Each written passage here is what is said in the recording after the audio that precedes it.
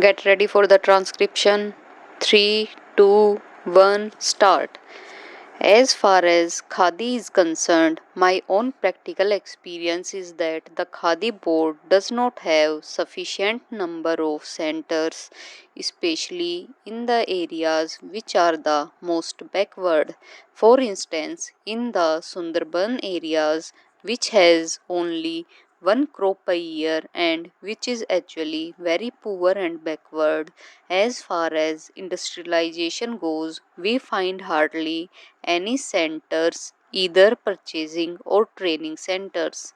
The other thing we note is that the individual who is spinning at home does not know where to take the yarn because there is no publicity or propaganda to help the individual spinners to go and sell their yarn, with the result that although large amount of subsidy are being given by government, it is not going to the help of the majority of those who are today wanting some form of cottage industry employment.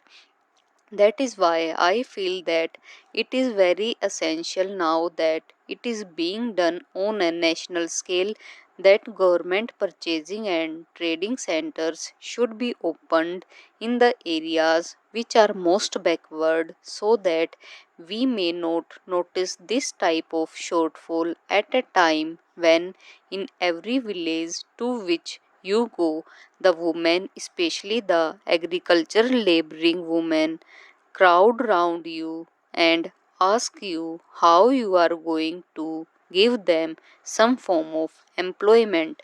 The other thing I want to stress is the question of village industries. This is especially a thing in which a certain amount of research is also required. In these areas, I am afraid nothing has been done, although we approach the industrial development again and again. Nobody in the village knows who is the competent authority to tell them how to approach government for help, for research, for the result of research, for production centers, for training, or for marketing. If we go to the sub-divisional officers, he is not able to tell us. The whole thing is in such a state of flux that actually the money which is being given is not being utilized by the people who are starving due to unemployment. Some of them have the technical skill also. Some are anxious to find new ways and methods of developing these industries, yet that is not being done, and I am afraid it is one of the biggest drawbacks of this entire ministry, and it should be removed very quickly. I think one of the reasons why this shortfall is taking place is the big difference and gap between the sums of money for which we are budgeting and passing in this house and its actual utilization and reaching the masses who are so eager for employment and who are suffering from so much poverty due to unemployment.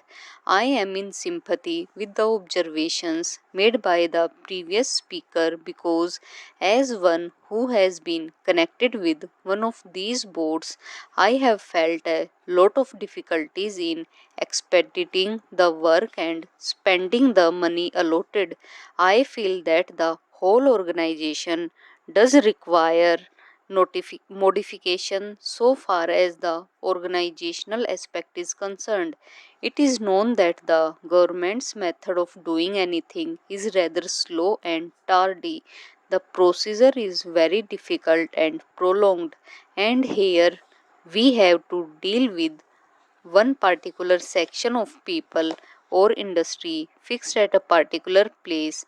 The whole activity is spread over the villages, long distances, and families whose condition the non official are in the best position to know and appreciate.